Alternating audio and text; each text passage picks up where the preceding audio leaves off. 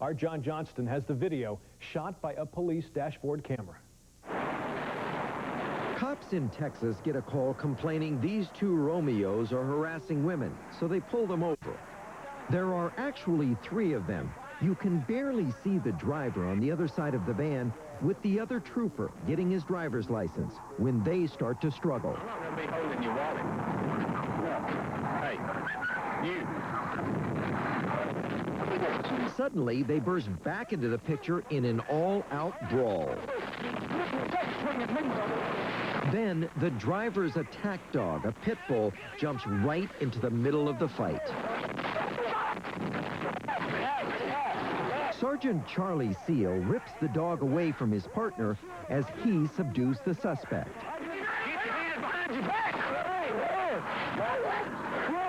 Both cops have been bitten. Trooper Travis Hall is bleeding and understandably in a bad mood. Get over there and lay down. Lay down. Lay down. Get over here and lay down. Now. Lay down. Lay down. Lay down. Get on the ground and get on the ground. The suspects plead with the officers not to kill the dog. That's the last thing the cops want to do, but they issue this stern warning. Please, don't shoot the dog. I'm going to shoot him if he attacks me again. Sir, he's not going to do that. He's already attacked me once, Card. Shut your mouth and lay down. It's not at that dog. I mean, you're holding him, aren't you? Minutes go by, then the attack dog seems to suddenly snap. It's hard to see, but the pit bull has his powerful jaws locked on the sergeant's forearm. His first grasp was right here, right into my left forearm. I could feel that it was a deep puncture wound, and this was when I fired my weapon. He turned loose at that point. He immediately, once he hit the ground, came right back, grabbed this portion of my chest. I knocked him down and shot him again. At first, it seems the pit bull attacked on its own. But after listening to the tape closely, you can actually hear the owner give the order to kill. Once the tape was enhanced, you could hear him giving the commands to the dog to attack. Attack, sick 'em, kill. Jim Koboviak is a law enforcement expert. He says the tape shows the officers were left with no choice. This dog jumped up and grabbed at this guy's throat. At that point in time, they had nothing else to do but defend themselves, and that's exactly what they did. It's my belief that had Trooper Hall been there by himself, or had I been there by myself, he would have severely injured or maybe fatally injured one of us. I love dogs. I have no animosity for the dog. It's the owner that was to blame for this, not the dog. And the dog's owner was convicted of attempted murder for sicking the dog on the cop. He was sentenced to 8 years in prison. Well, later, more animals on the loose. And the cops have a rough time getting these critters under control. But right now, when water and electricity mix, it's a dangerous combination. Take a look at what happens when power lines go down during a rainstorm. Moments after a tornado tears through Lafayette, Louisiana, a local news crew sets out with a camera rolling. They hope to capture a great news story, but what they stumble across is truly real TV. This may look like a fireworks display, but take another glance. It's actually a live power line dangling in a flooded intersection. Each time the downed line strikes the water, it sends out a shower of sparks and a blinding light. You better stay away from it. You get within 20 feet and it'll kill you. The cameraman's right. That line is carrying more than 10,000 volts of deadly electricity. Not only is the line lethal, just walking on the soggy ground could cause a fatal shock. Within minutes, the power is killed, but the charred ground serves as a reminder of just how deadly the combination of Mother Nature and modern technology can be. So just a warning, be careful when that next storm hits. Well, next, tensions in a courthouse erupt into a full-scale brawl, and news cameras are there. Suddenly, there's a lot more action outside the courtroom than there is inside. You're in Jennings, Louisiana, as the two families involved start to leave the building. It's also the one that has... But they can't get out the door without one more confrontation. And all of a sudden, it's Family Feud, Bayou style. We don't have time. It don't hurt. It might hurt you because you're... It don't hurt me at all. It hurts me to know that he done that to me and he didn't get... He done that to nobody and he's gone to...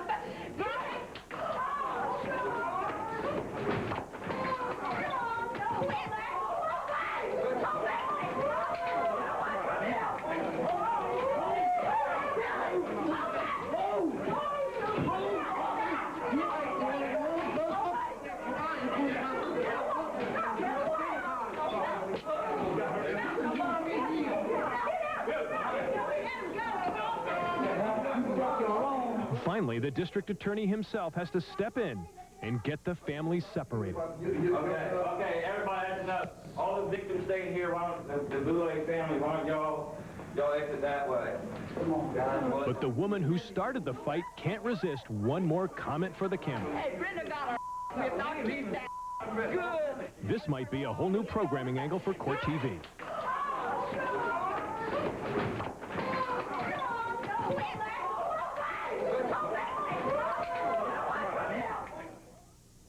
Well, now the most unusual example of on-the-job training we've ever seen. And to get the job, you need to win a contest. The cable TV game show network. For his shoulder? Well, after seeing this tape, you'll be watching like a hawk. It looks like your regular, everyday refrigerator repair job, but it's really a crime in progress. We estimate that 50% of the repair companies who come to your home to do repair work will fraudulently and intentionally steal your money. Rick Besseler is the chief investigator in the Florida State Attorney's Office. Today, he's out to get crooked refrigerator repairmen, and videotape is his weapon. We hid cameras inside of the residence to view the work as it was being performed by the repairman. We had cameras stationed outside to capture on videotape the arrival and departure of the repairman. Oh, you're ready, Dave? Yeah, what's your name, sir? Chuck Campbell. Chuck, glad to meet you. Handymen were called from the phone book and were told a refrigerator wasn't staying cold. In reality, a cheap wire was simply disconnected, and decoys were placed in the house, posing as residents. This videotape is an excellent example of a couple of con men that ripped us off. These guys charged us for work that we never received. They claimed that they replaced the defrost timer. The defrost timer is accessible only on the back side of the refrigerator. It clearly shows they never pulled the refrigerator away from the wall. Now listen as the decoy asks for his old part back. What'd you do, put a new timer in? Yes, sir, the defrost timer. Can I see the old one? When we asked them for the old part back, suspect number one tells suspect number two to go out to the truck and bring the part in. That must be some magic part that can go from inside of the house out to the truck because they never left the building the whole time they were there. When this next repairman only replaces a wire but charges for a motor, he's also asked to show the old part. Now watch as he waits for his customer to leave the room. As you can see, he went and retrieved a brand new part out of his toolbox. It's still inside of a white carton. He's removing the part out of the carton. He takes his pocket knife out of his pocket and begins to cut the part, cutting the electric motor to make sure that it won't work, because this is in fact a brand new part. He did not replace the evaporator fan motor at all. This guy even cuts himself while damaging the motor, and you can see him wipe off the blood. 10 out of the 20 repairmen who showed up at the sting were busted. I know nothing about refrigerators. And thanks to the videotape, all those arrested were convicted. Up next, video of the boat that got tossed around like a toy in a bathtub. And Against time for a fleet of fishing boats. They're trying to make it back to safe harbor before a massive storm hits. But as our Michael Brownlee shows you, not all of the boats will make it. A winter storm pummels the west coast of New Zealand. Rough waters bully a fleet of fishing boats heading for the harbor.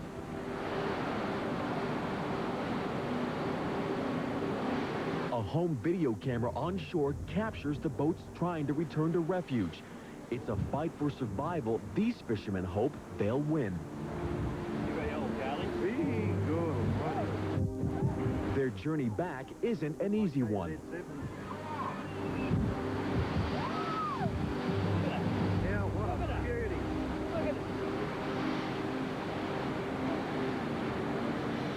Fortunately, these boats make it, but the Xanadu isn't as lucky. We couldn't make it across the river, across the bar, because they had closed it down. It was just big waves crashing right across it. It was impossible to get across. 3 people ride the doomed boat right onto the rocks. The surf is unrelenting. The boat won't survive, and if the men want to, they must abandon the boat. When we hit the rocks, it was like, do we just abandon ship or just jump over? But Dad gave us the order to launch the life raft. Hayden Roberts, his father Eric, and first mate Toa Parada are the 3 men on board. Hayden and Toa take the raft ashore. His father stays behind. They were yelling at for him to get off the boat, you know, so they get off quick before it tips over. In total darkness, Hayden's father finally jumps into the surf and uses his son's voice to guide him to shore. It works. We both went down and sort of helped drag him up the rocks. And we sat there for, I don't know, we all sat there in shock for a few minutes. I wasn't scared of a lot of things that beforehand maybe I was, and I can face things now after, I don't know, perhaps cheating death. Everything seems a bonus. It's a remarkable story of survival. As soon as the men got home, Hayden's dad headed straight for the bar where he pulled out a bottle of rum. Hayden was shocked. Why?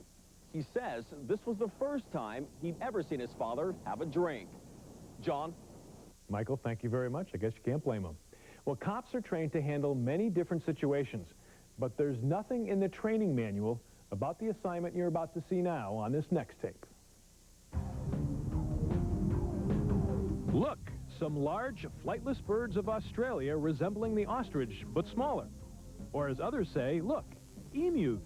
In Otay Mesa, California, a few emus escaped from a nearby ranch and made their way to this field. They look like they're having a good time, but the local SPCA thinks they would be having a better time back at the ranch. Volunteers and animal control officers chase the emus by foot and even try using trucks to round up the birds, but they don't have much success.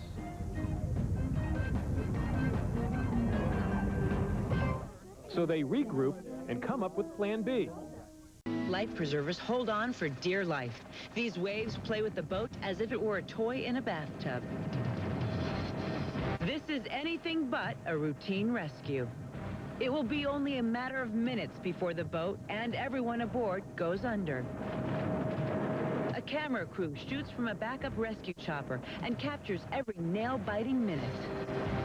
The co-pilot maneuvers the winch from outside the aircraft. It's up to the diver to pluck them to safety before the sea claims them for its own. There's nothing left of the lower deck. Only the top of the boat can be seen now. But wait, there's a brown object bobbing in the water. The camera zooms in. It's the owner's pet dog. She's been swept overboard and is drowning. But the diver can't stop to rescue the terrified dog. His mission is to get the people safely aboard the chopper. Confused and panicked, the dog valiantly keeps afloat, then is slapped back into the sinking boat.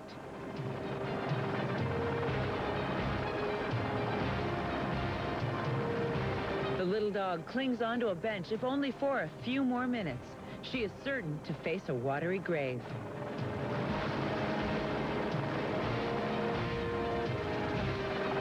A fishing trawler arrives at the scene.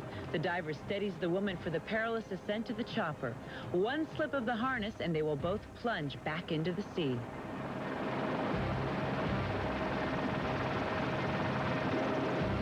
Back down he goes for a second time. The diver orders the injured man into the water. He must make sure they don't get tangled in the rescue line. They sweep gracefully over the sea. The camera returns to the troubled boat. A little brown head is bobbing in the water. Amazingly, the dog is still alive, barely, still struggling with the waves. Unless a miracle happens, the dog doesn't stand a chance. The exhausted diver has to make a quick decision. No one will blame him if he decides not to go back. He catches his breath, then goes down one last time into the raging sea, risking his life again. If the courageous pup has struggled to stay alive this long, then he will give it one last try.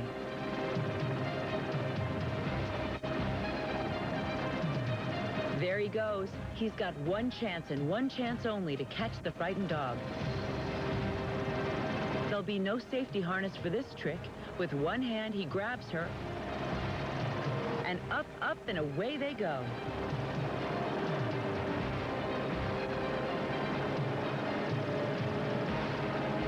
Incredibly, dog and hero have beaten the odds. Back on land the next day, Priscilla, the 6-year-old Stafford Terrier, has certainly earned her sea legs. Owner Tina Keegan recounts how she thought her beloved pet had gone down with the ship. I was very pleased because Alex said, you know, that he was going to go back down and get her, and I thought, well, that's just really magic. But I couldn't see until he came back with the dog that I realised that he did have her, so it was perfect. As for hero diver Alex Stewart, would he ever attempt such a daring dog rescue again? But I'll do it again, though, especially a little dog like that one, because I've got a dog, and dog lovers the world over, aren't we? Really touches the heart. As for this salty dog, it's all water under the bridge. And it was the hero's first dog rescue ever.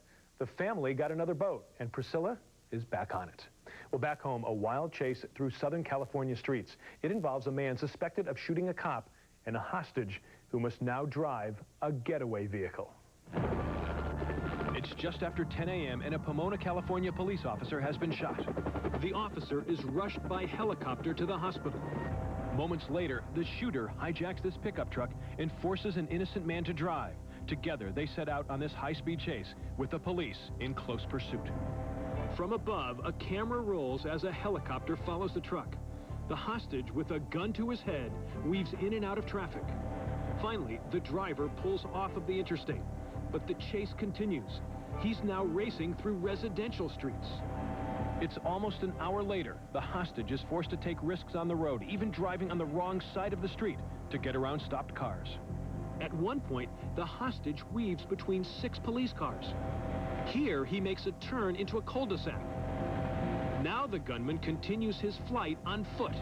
He leaves the hostage unharmed. As the suspect runs from the pickup truck, he fires directly at approaching police officers.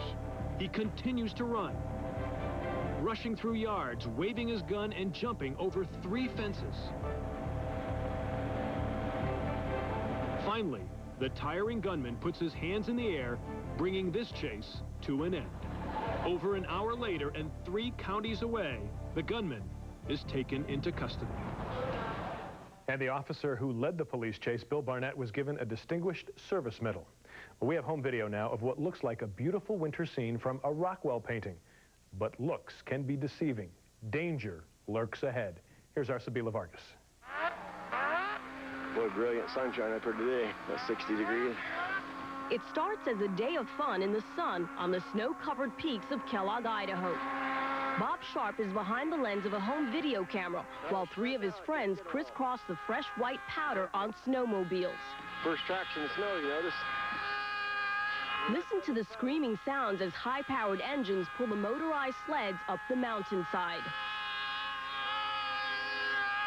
It looks like great fun, but there's a danger.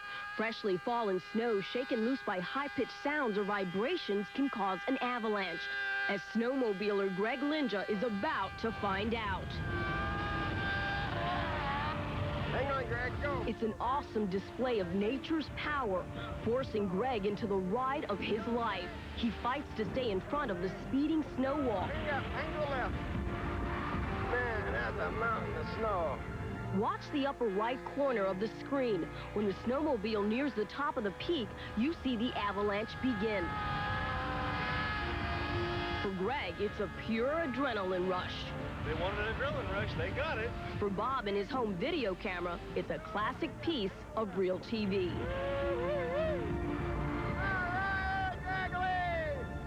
That's as close to dying as they could get. That's for sure. The avalanche didn't stop the snowmobilers, though. In fact, it created even more snow drifts to leap over. Well, from the snow to the intense heat, and site of many more tombs of ancient Egyptian pharaohs. While at their tape.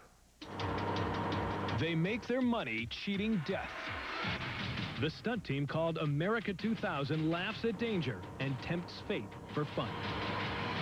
Cameras travel to Panama, where a group of 4 devils who dare challenge speed and steal. In cars, on motorcycles, even surfing atop a tractor trailer. The acrobats pull off one spectacular stunt after another. In this sequence, one team member roller skates holding a tow cable attached to a pickup truck. His partner skates beneath the body of an 18-wheeler, one slip away from being crushed out of existence. But their most impressive stunt involves this pickup truck riding on 2 wheels, and that motorcycle. Pretty amazing.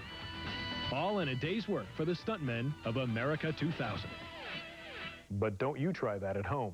You know, here on Real TV, we pride ourselves on showing you things you've never seen before through the latest video technology. Here are 3 more examples in today's Quick Clips. These Chicago police officers are trying to bust some gang members who are hiding in this building. A freelance cameraman arrives just in time to record this. There's somebody hanging out the window. Get back. The cops scramble for cover. They think they've been fired upon. But if you look at the tape in slow motion, you can see that the shot actually came from an officer's gun, fired by accident. Luckily for the officer, he only gets a powder burn on his leg. Here's something you don't see on your average trip to the zoo. A beluga whale giving birth, recorded at the Vancouver, Canada Aquarium. After 3.5 hours of labor, mom gives birth to a 3-foot-long calf. Her name is Keela.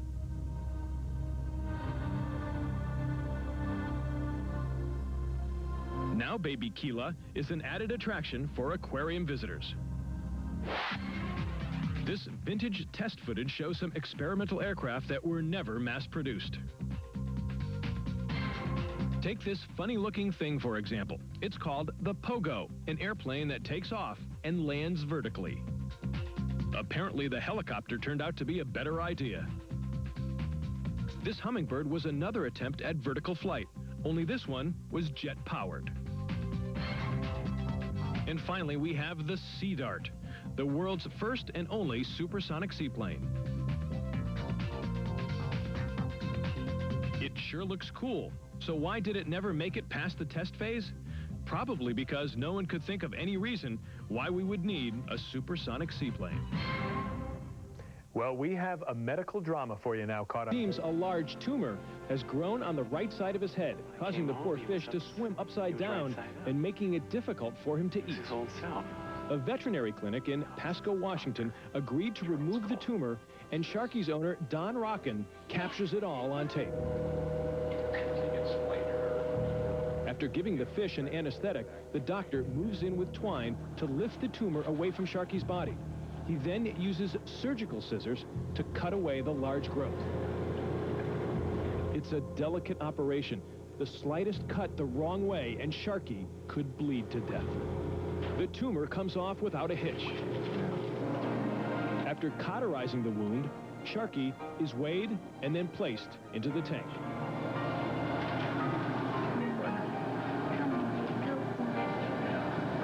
Groggy from the anesthetic, he swims about awkwardly. He said I was lifting to the right. I don't know how to swim. Take a look at the size of the tumor. It weighs more than 75 grams, compared to Sharky, who weighs 400 grams. Had a tumor like this been on an average man, it would have weighed at least 30 pounds. It may take time before Sharky gets his swim moves down, but thanks to these doctors, it will be a whole lot easier when he does. Tomorrow on Real TV, a volcano erupts and a camera crew dares to get this close to the steaming lava. Next, Real TV.